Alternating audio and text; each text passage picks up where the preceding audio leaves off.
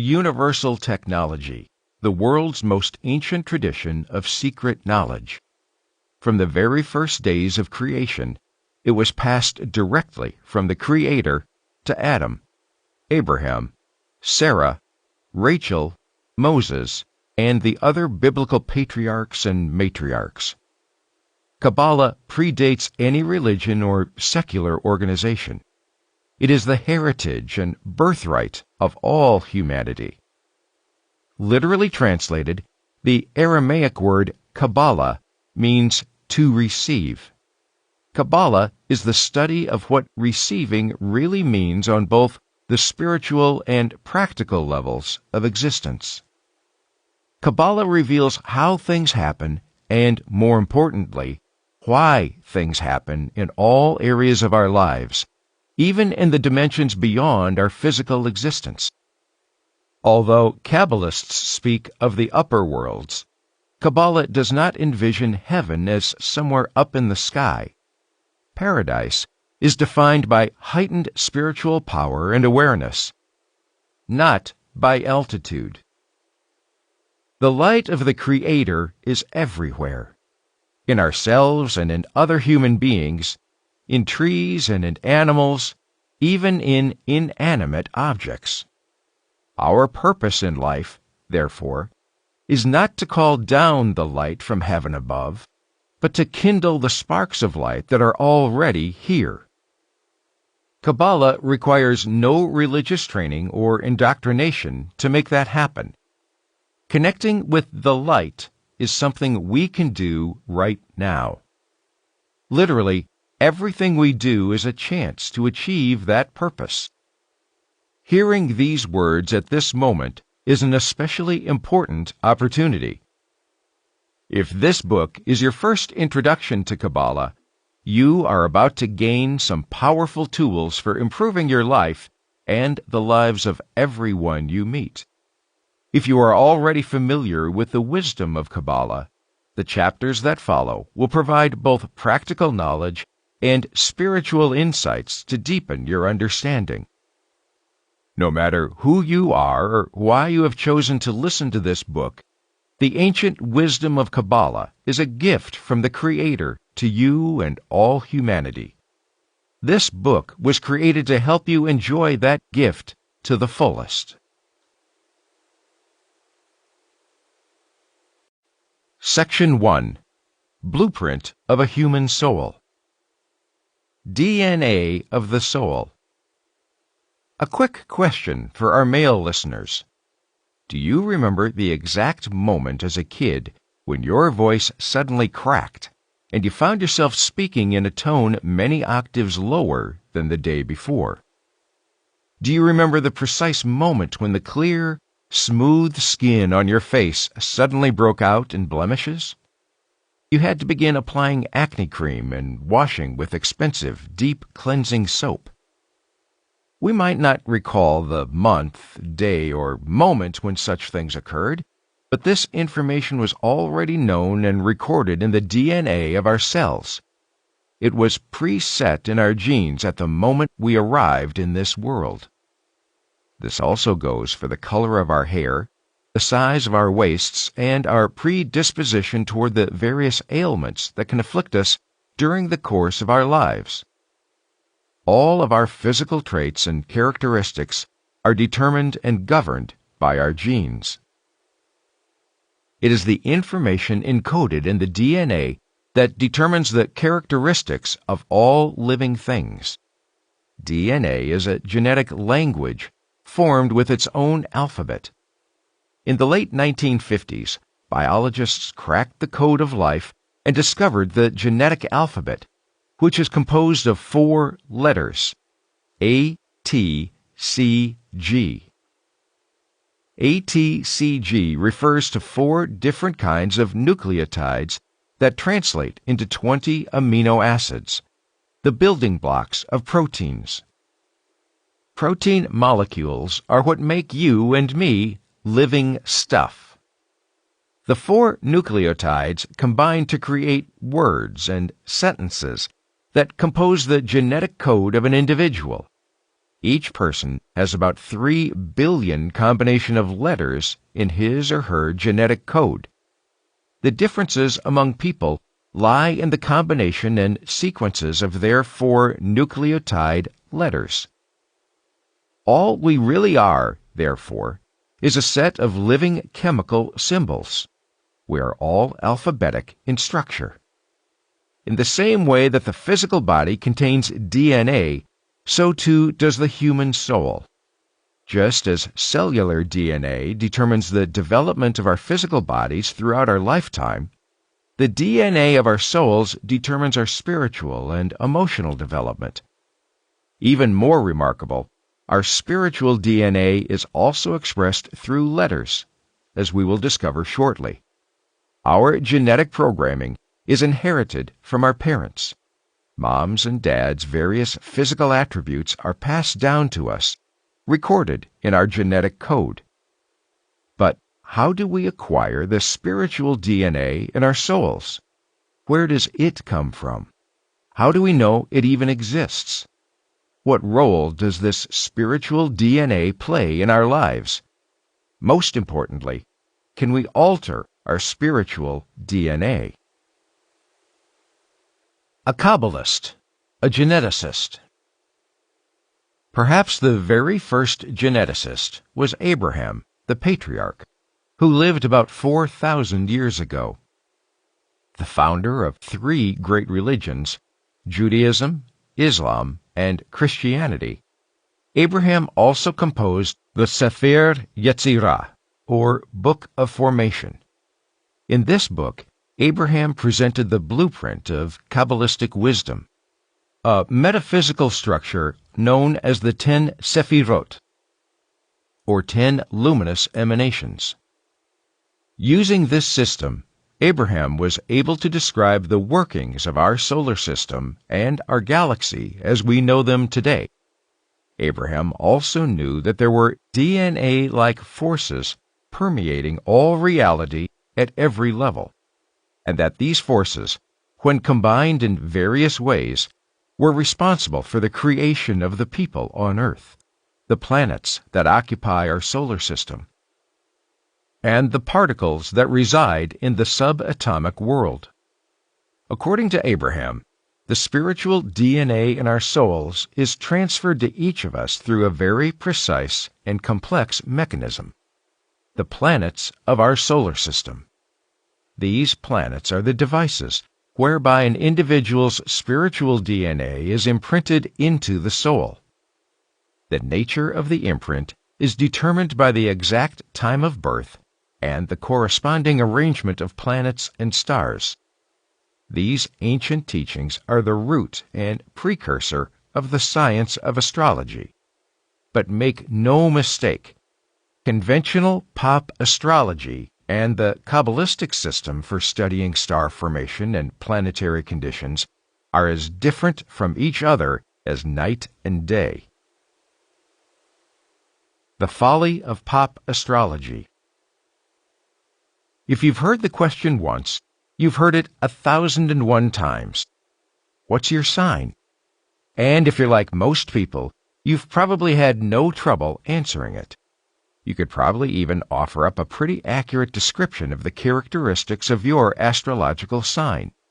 The fact is, almost everyone knows something about conventional astrology, because it's everywhere. It's a part of popular culture. Suppose, for example, you wanted to find out more than what's supplied to you by your newspaper's daily astrology column. All you'd have to do is step into any bookstore or library, and the shelves would be overflowing with information on conventional astrology. You could even go online to 1,000 different astrology sites. The point is, if you're looking to learn more about conventional astrology, then you won't have to go very far. It's there for the taking. Unfortunately, however, conventional astrology provides as much real insight into your destiny as a Chinese fortune cookie. In this book, we'll explore a very different and far more powerful approach. Quite simply, Kabbalah offers the oldest and wisest application of astronomy and astrology known to humankind. As practiced by Kabbalists, the probing of planets and the study of stars is a true science through which we can understand and satisfy our own deepest needs as well as those of others. Unlike conventional astrology, which insists that everything we do is determined by the heavens, the Kabbalistic study of planets and star formation tells us that we are each born at the precise instant that is best suited to our special needs so that we can exercise our free will. Kabbalah teaches that we have many possible futures, and through Kabbalistic wisdom, we can become captains of our own ship and masters of our own destiny. In the chapters that follow, you'll learn much more of what this means. We'll introduce you to a few definitions of Kabbalah and just a little history. We'll present basic Kabbalistic precepts in an understandable form, and we'll see how these basic ideas have been applied to the planets of our solar system and to the stars that lie beyond. We'll show you how to begin using the tools of Kabbalah to gain control over your life, to understand and overcome any obstacles in your path, and to increase your well-being both spiritually and materially. So, let's get started. Origins of Kabbalah. Long before the invention of the telescope, Abraham the patriarch knew that there were 10 planets in our region of space: the Sun, the Moon, Mercury, Mars, Venus, Jupiter, and Saturn, with the 3 outer planets, Neptune, Uranus, and Pluto, wholly invisible to the naked eye. In fact, the 3 outer planets would not be detected for several thousand years to come. Abraham also knew how many years it took the most distant planet, Pluto, to revolve around the Sun: 248 years, even though this planet would not be discovered for yet another 4 millennia. Abraham recorded this knowledge in his Book of Formation, which carried the seed of all subsequent astronomical knowledge and Kabbalistic wisdom. The most comprehensive work of Kabbalah is the Zohar, or Book of Splendor, written by Rabbi Shimon bar Yochai around 200 CE. Building on the Book of Formation, the Zohar encompasses extensive commentary and vast spiritual insight, as well as key ideas about planetary influences and how they affect our lives. The Book of Formation and the Zohar are the bedrock of Kabbalistic knowledge, and nothing in either book is in opposition to the findings of modern science. Both spiritual and scientific disciplines seek to uncover basic truths about the world and our place in it. Scientific disciplines such as physics, astronomy, and medicine examine the world we can see, hear, and touch. Spiritual disciplines such as meditation and astrology study the world that lies beyond the physical realm. But reality, both spiritual and scientific, turns out to be a pretty slippery thing. We all think we know what is, but the closer we look, the less clear it becomes. In the last 100 years, science has discovered that how we look at something may be more important than what we look at, and that our expectations may be the most important factor determining what we see. Kabbalah considers the spiritual and the physical worlds to be equally worthy of investigation and analysis. Kabbalah recognizes that these 2 worlds are not isolated from each other, and that there are necessary and solid links between them. Kabbalah identifies the link between the spiritual and the physical worlds, the upper world and the world below, as the desire to receive, and humankind is the highest embodiment of that desire. In other words, humanity is a bridge between the spiritual and the physical realms. As above, so below. Kabbalah teaches that there are 4 levels or dimensions of reality: emanation, Atzilut, creation, Bria, formation, Yetzirah, and action, Asiya. For now, it's enough to know that the first dimension, emanation, is the highest level, and the 4th dimension, action, is the lowest. But action is very important to us because we live in a material world. Cars, the moon, trees, rocks, your children, they're all here in the realm of action. Yet all 4 dimensions are formed in the same way. Everything that happens in the first dimension is repeated in the one below, and so on, from top to bottom.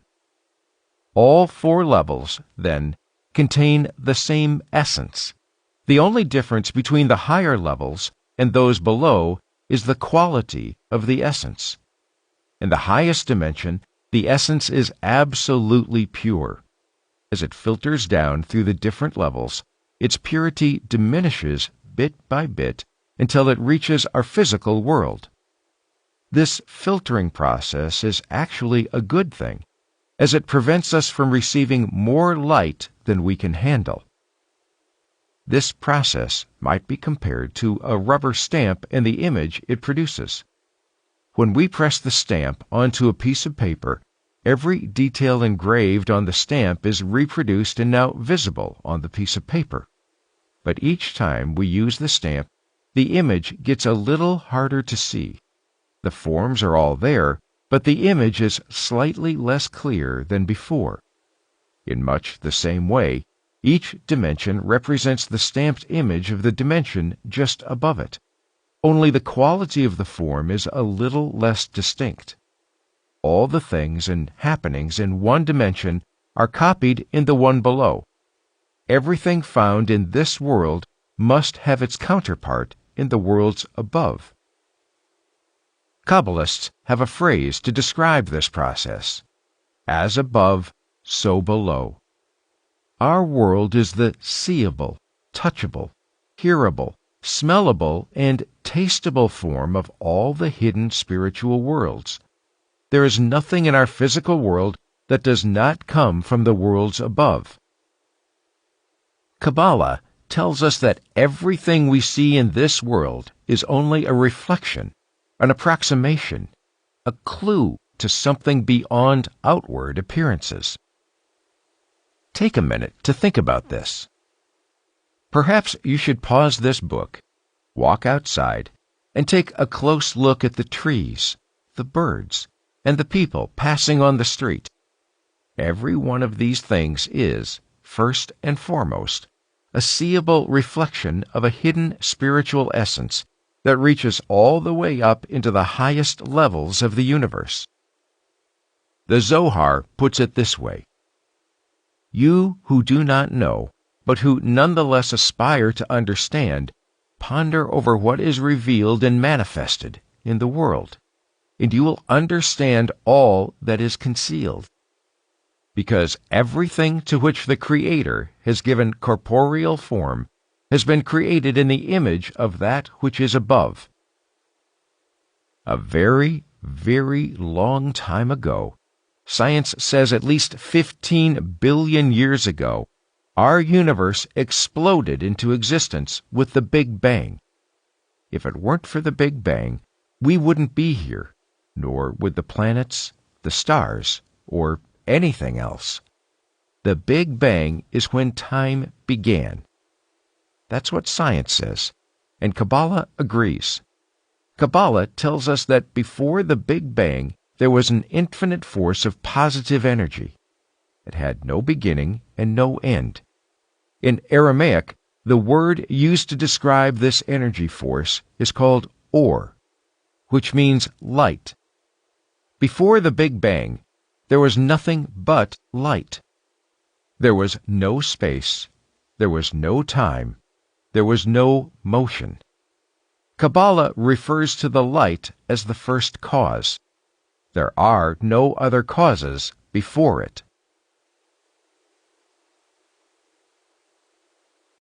Section 2. the moment before creation. Defining light. The light is everything positive. To make this concept easier to comprehend, take a few minutes to make a list of the best moments of your life. That unbelievable catch you made in a baseball game when you were 9. The day you were able to buy your first car. The night the one you loved said they loved you too. The moment your first child was born. It doesn't have to be a long list, but all of us have had at least a few moments when we were filled with a sense of happiness and hope, and the world seemed like it was made just for us. Now, mix all these moments together, magnify them by a factor of about 15 billion, and understand that it's still not even a microscopic speck compared to the never-ending feeling of peace, fulfillment, and pleasure that is the essence of the light. The moments that made your list, the feelings of accomplishment, faith, and contentment that you experienced, are all manifestations of a portion of the light. The light is the bond that holds a marriage together, the force that heals a broken arm or a wounded heart, the power that creates faith in the future. All this and more is included within the light.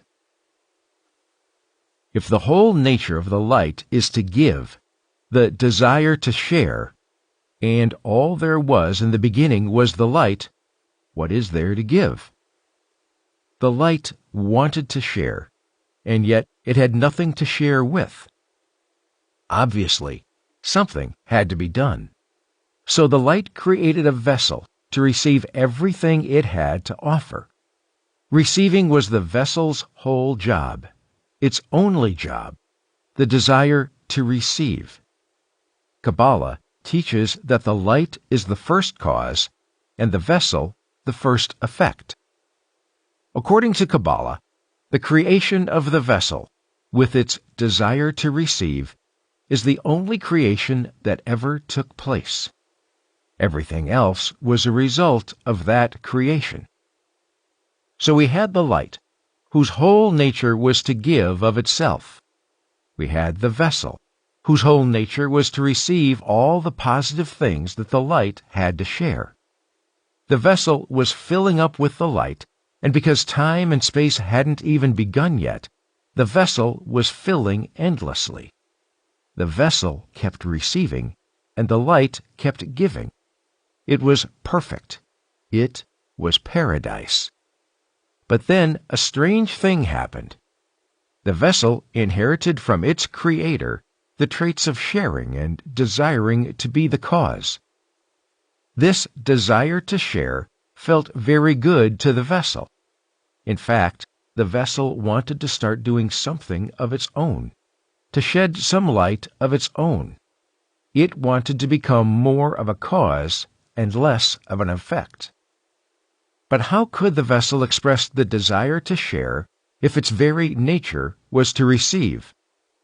How could the vessel be the cause of its own fulfillment if it was merely the effect? Sharing, after all, wasn't part of its job. So the vessel made a decision. The vessel pushed back the light and said, "No more." The moment the vessel pushed back the light and stopped being simply an effect, the light said, "Okay, I understand your need to evolve and express yourself."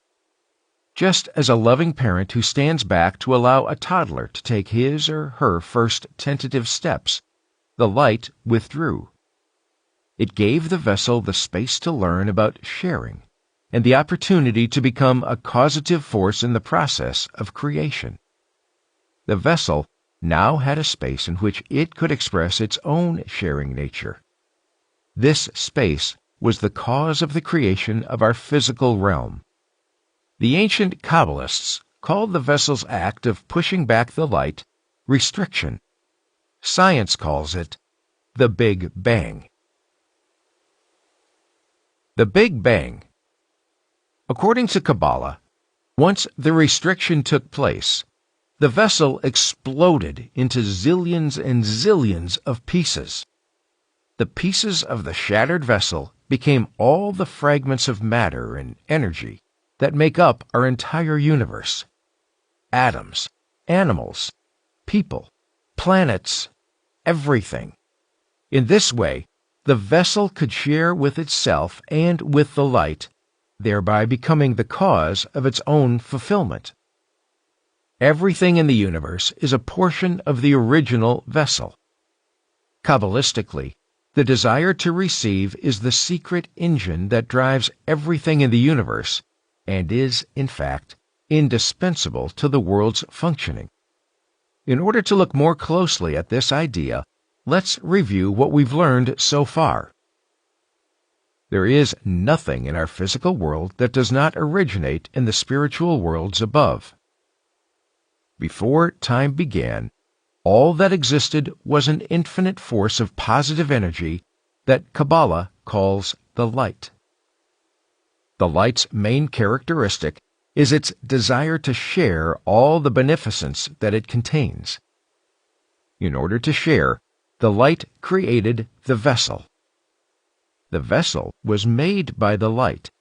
Its main characteristic was the desire to receive all that the light had to offer. One of the qualities the vessel received from the light was the desire to share, the desire to be the cause of its own pleasure. But the vessel couldn't share or be the cause while it was in a constant state of receiving. So the vessel pushed back the light, separating from the light for the first time. The vessel exploded into all the fragments of matter and energy that make up our universe. And since the vessel's main characteristic was the desire to receive, all the fragments that make up our universe contain aspects of this desire. Even rocks and stones have a little bit of the desire to receive. As we move up the scale of creation, we see an increasing physical dependence on the external world. A carrot needs more from the world than a rock. A cow needs more than the carrot. But human beings have by far the greatest desire to receive, because we not only need material things, such as water, air, and food, we also require intangibles, such as peace, hope, love, and fulfillment. Remember, according to the wisdom of Kabbalah, the unifying link between the spiritual and the physical worlds, the upper world and the world below, is the desire to receive the light of the Creator. And humanity is the highest embodiment of that desire. In other words, Kabbalah tells us that people are the missing link between the spiritual and physical worlds. How does that work exactly? How are we the unifying link between our world and the worlds above? To answer this question, let's revisit our list, and everywhere it says the vessel, put in the word humanity. When you're finished, the list should look something like this. There is nothing in our physical world that does not originate in the spiritual worlds above. Before time began, all that existed was an infinite force of positive energy that Kabbalah calls the light. The light's main characteristic was its desire to share all the beneficence that it contains. In order to share, the light created humanity. Humanity was made by the light. Its main characteristic was its desire to receive all that the light had to offer. One of the qualities that humanity received from the light was the desire to share and to be the cause of its own pleasure. But it couldn't share while it was in a constant state of receiving. Humanity pushed back the light. Humanity became the vessel to receive the blessings of the light.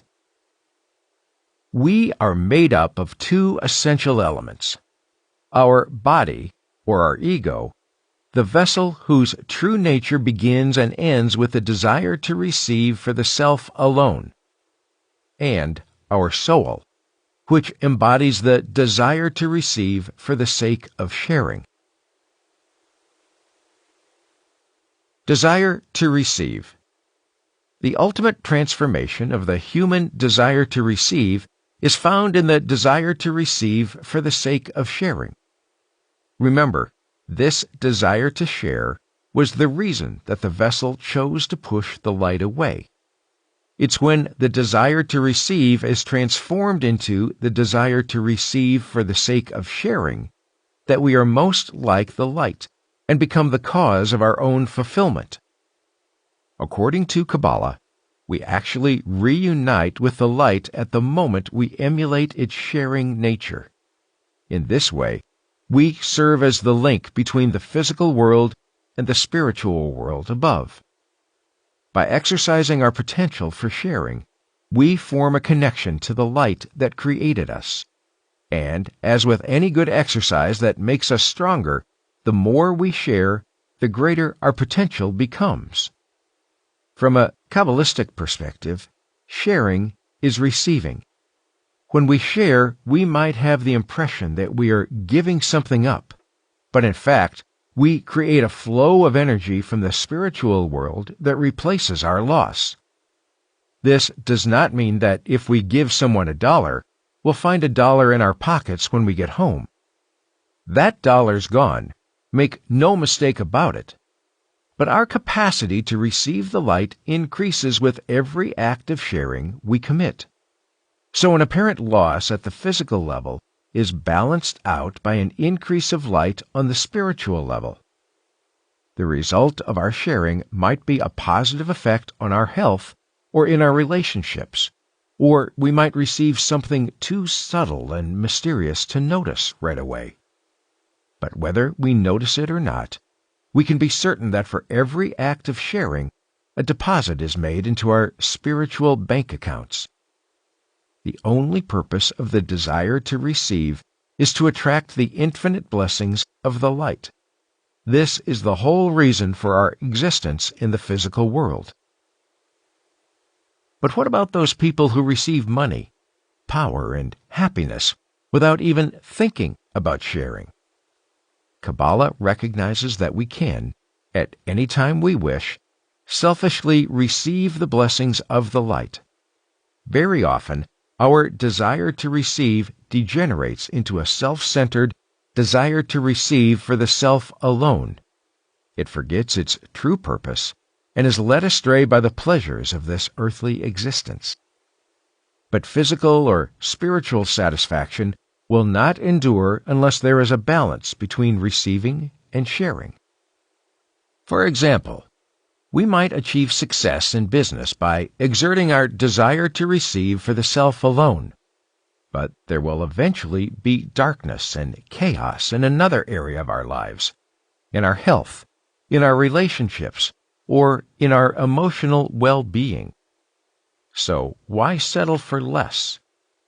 We can have it all if we just learn how to receive from the light in a balanced way. Giving and receiving become a cause rather than an effect is the goal of our existence. We cannot continue to receive the light unless we share the light. If we are only receivers, we become merely reactive to the events and circumstances around us. Put another way, the more we give from the vessel, the more room we have for what we will receive in turn. Consider an 8-ounce glass. The glass can hold only 8 ounces of water, and that's it.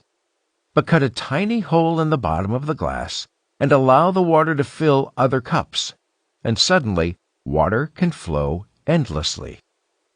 This idea of a voluntary desire to receive for the sake of sharing is one of the most insightful truths that Kabbalah has to offer. We stress the word voluntary because the choice is at the root of Kabbalah's insight. Kabbalah recognizes that the vessel itself, and not the light, made its own choice. It exercised free will. It was no longer just a receiver. By choosing to restrict the light until it could share, the vessel went from being simply the first effect to being the first effect and cause in its own right. It became proactive, like the light itself. So the vessel was the master of its own destiny. The idea of free will is what makes Kabbalistic astrology fundamentally different from conventional pop astrology. The difference between cause and effect. What does it mean to be an effect in this physical world? What does it mean to become the cause? And how does free will fit into this dynamic? Imagine there's a sudden downturn in your business. You become upset, worried, or frightened. Suppose a friend insults you and you feel hurt, angry, and even vengeful. In both situations, an external event was the cause of your inner feelings. You merely reacted to a situation. Your feelings were the effect of something outside yourself. But what if things take a turn for the better? Business improves. You're ecstatic, brimming with confidence. Then someone you admire pays you a compliment. You're flattered and gratified. Once again, something external is the cause of your emotions. Again, you are merely reacting to a situation outside yourself. The situation was the cause, and your good feelings were the effect. In contrast, let's examine what it means to be the cause. A financial crisis strikes. You're about to panic. But you remember that your purpose in life is to become the cause, not just the effect. Instead of reacting in a panic, you let go. You focus your attention on your response. You realize that you have the power to determine your own happiness, that it is not dependent on the ups and downs of a business cycle. Then, suddenly, business is booming again. Instead of reacting with a happiness and joy at the prospect of higher profits, you acknowledge that your happiness should be present regardless of outside forces. This simple acknowledgement puts you in control of your inner life. You are the cause of your feelings. When we receive the light directly, as we did when we were first created, we are merely an effect.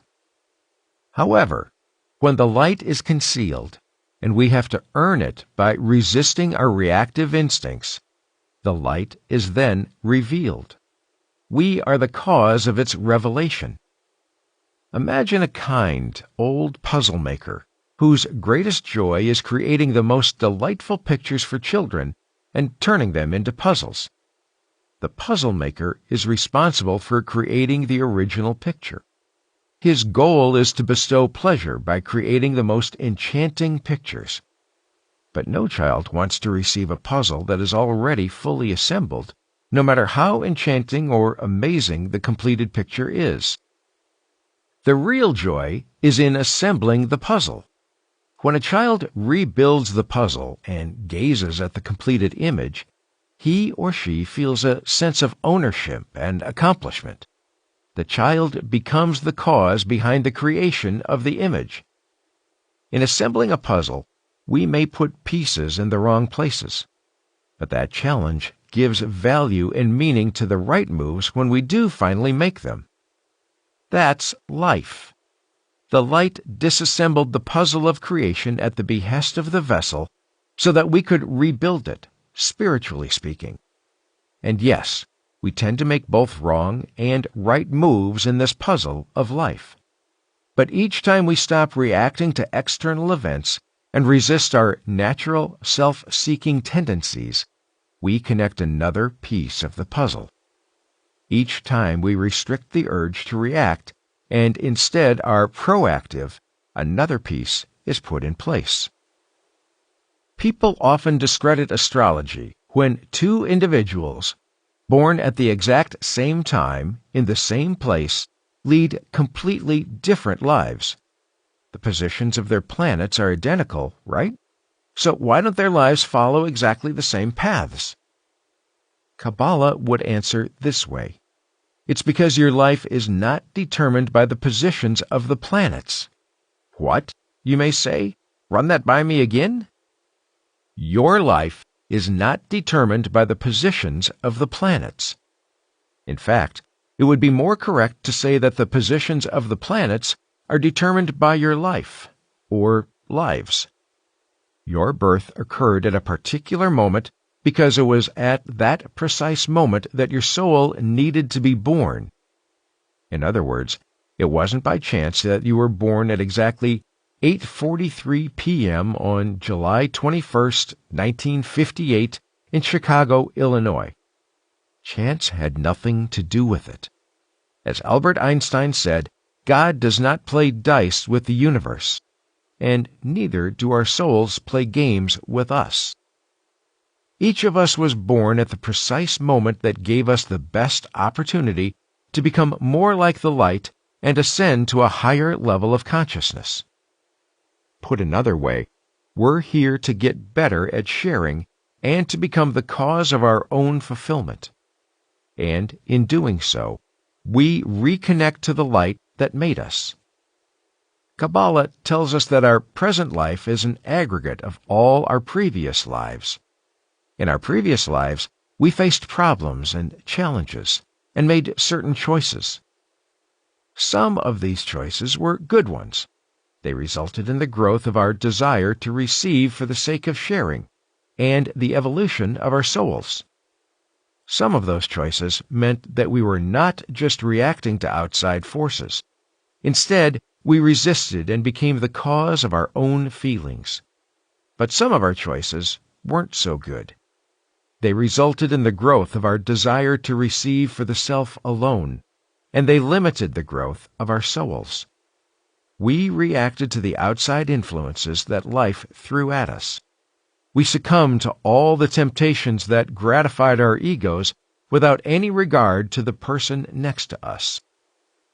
Through the process of reincarnation, we return to an astrological location that gives us the best opportunity possible to revisit those not-so-good choices.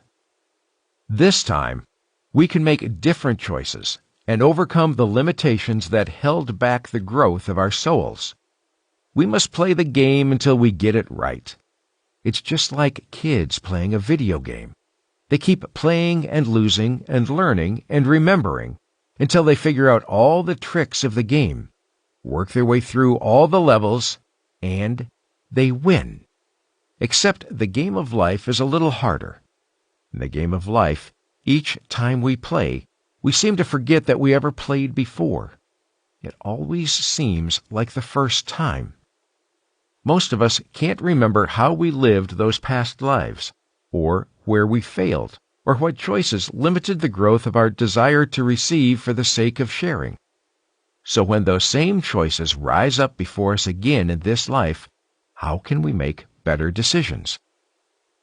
To begin to answer this question, imagine you're on a cosmic road trip.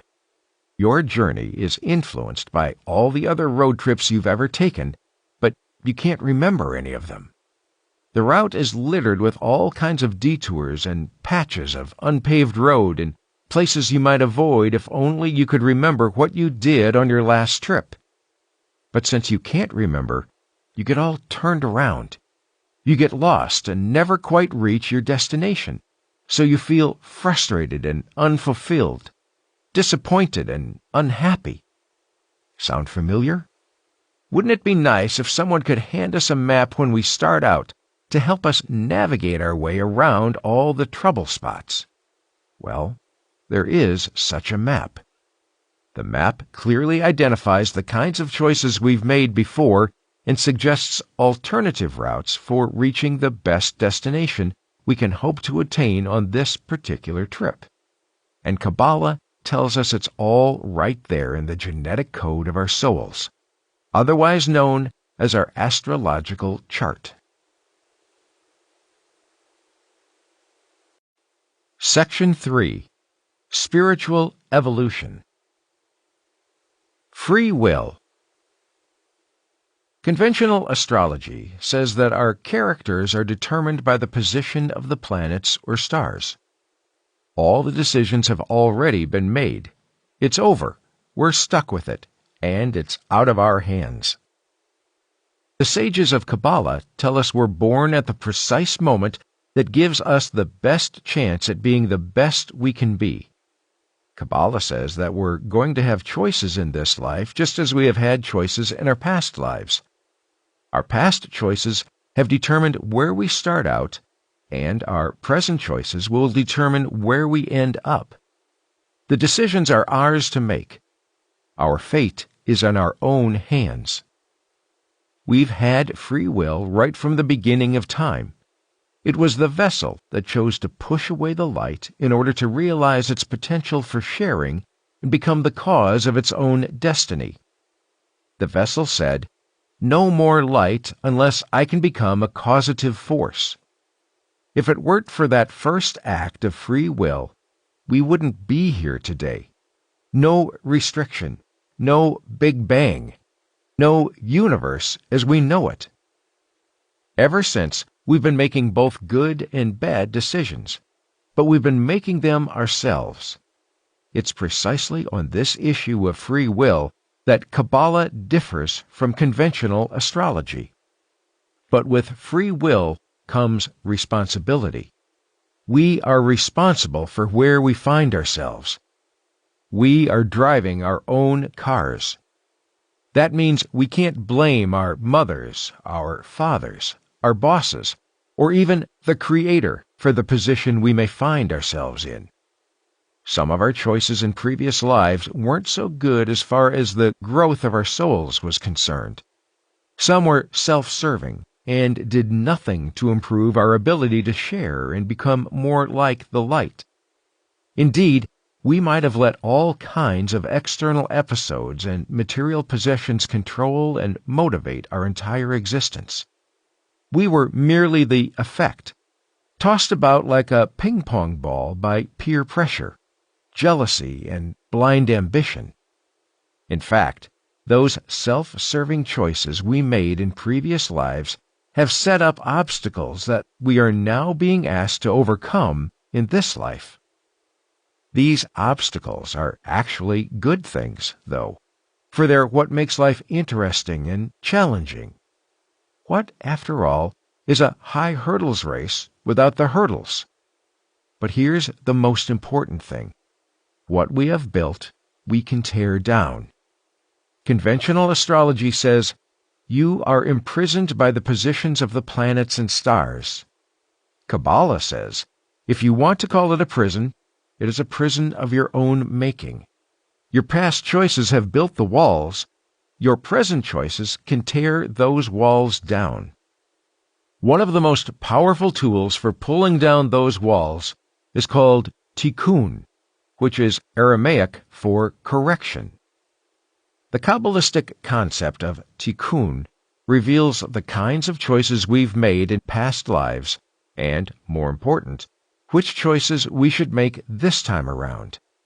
By understanding our personal tikkun, we can identify our past weaknesses, recognize the baggage we've brought along from previous lives, avoid the roadblocks and detours that slow our progress toward the light, overcome our deepest fears, and become all that we can be in the deepest sense.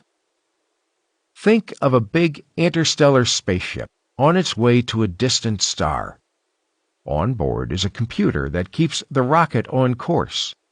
Along its route, the rocket passes strange planets and stars that exert gravitational pull on its hull. But the computer keeps the flight path straight and true, making corrections whenever needed. We are that rocket. The physical universe is the computer, the planets and stars the hardware, and tikkun is the software that keeps our individual lives on course. Without tikkun, the rocket is certain to be pulled off course by various influences. In other words, without taking into account our point of correction, we're doomed to be pushed and pulled through life by the positions of our stars. Our tikkun shows us the way, shows us the work we need to do on ourselves. It is up to us to make the corrections that keep the rocket on course. On an astrological chart, The tikkun is called the lunar node.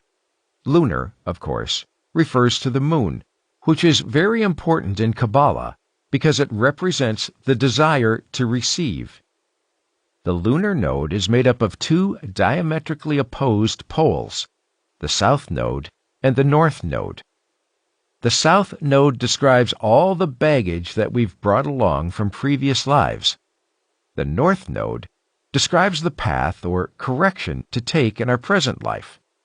Together, they are the keys to self-realization. Every good sailor knows that the position of the stars reveals where we are. More importantly, Kabbalah teaches that the stars can also show where we came from and how to get to where we're going.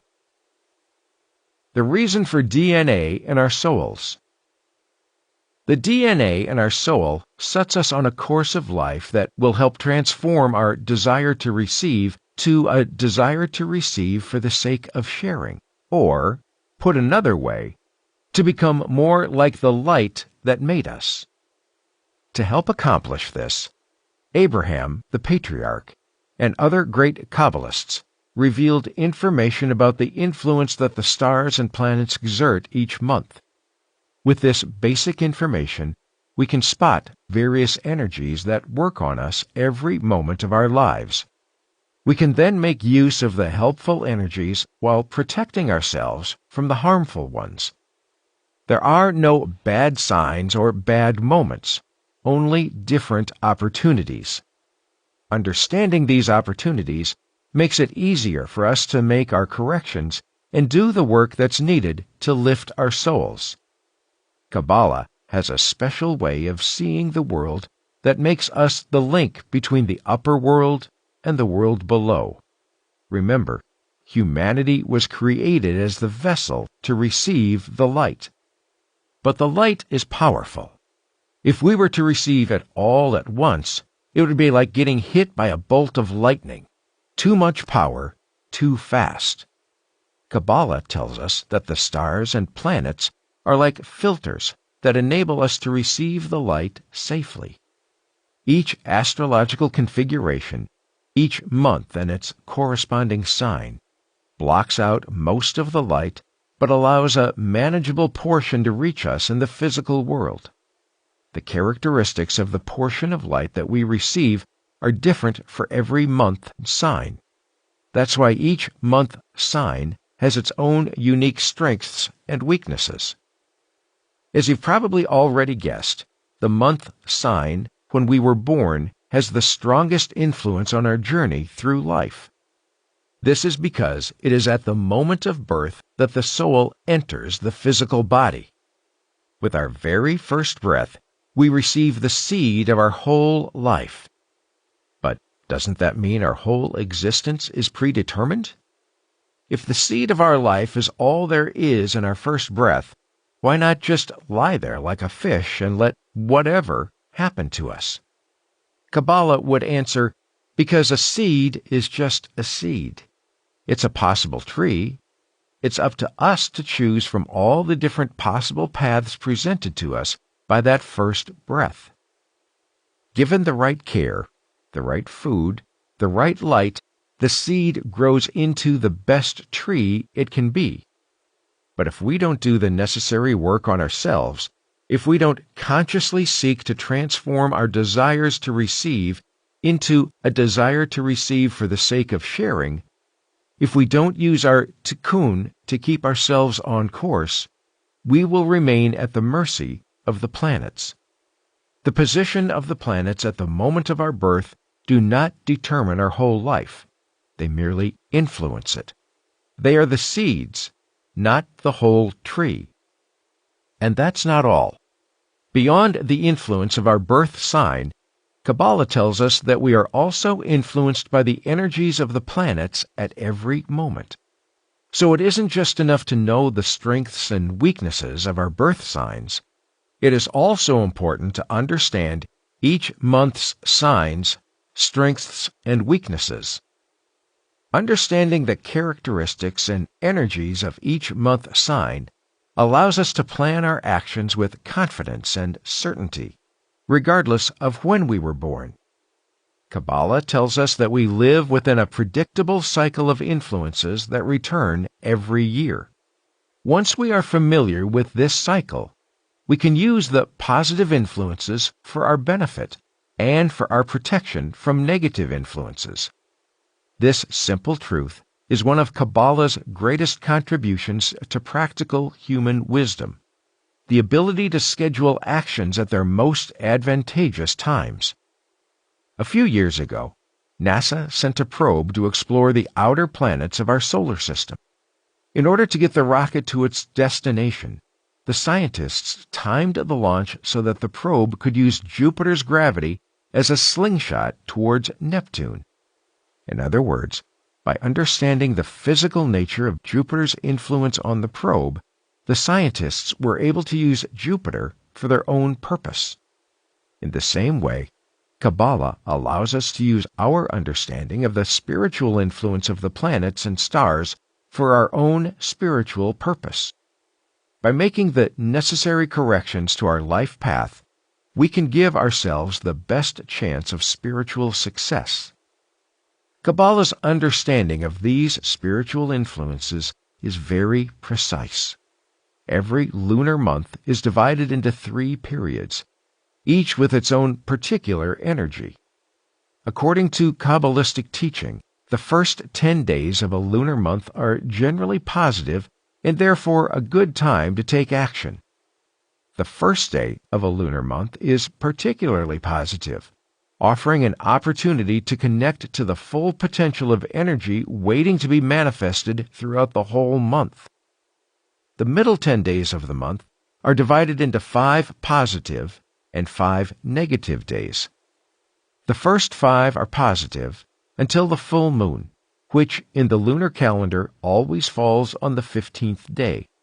After the full moon, the positive energy of the month becomes very difficult to reveal. Hence the 5 negative days, whose energy continues into the final 10 or so days remaining in the month. All things being equal, for example, Kabbalah tells us that a person planning to start a new business will be better off signing the papers in the early part of the lunar month rather than at the end of the month. In this way, and in many others, Kabbalah provides a way of knowing the different possibilities and opportunities that are built into every day and every instant of time. How we use these possibilities and take advantage of opportunities is up to us. The calendar. You know what day it is, don't you? If you happen to forget for a moment, you can probably check that calendar hanging on the wall of your kitchen, or perhaps the one sitting on your desk in the office, or the one on your computer or cell phone. In fact, the calendar is so much a part of our lives that we almost don't notice it anymore. The days of the week are just there, like the air that we breathe. But unlike the air, calendars are created by people to divide time into usable fragments. Without calendars, the days, months, and years would blend together into an undifferentiated, monotonous mess. We'd be looking for the Sunday paper on Tuesday. In fact, so profound is this influence on our lives that the various calendar systems separate the cultures that use them as distinctly as they separate days, weeks, and months. The Western world's Gregorian calendar is based on the Earth's orbit around the Sun. It is composed of approximately 365 days in a regular year and 366 days in each leap year, every 4th year. With the solar calendar, the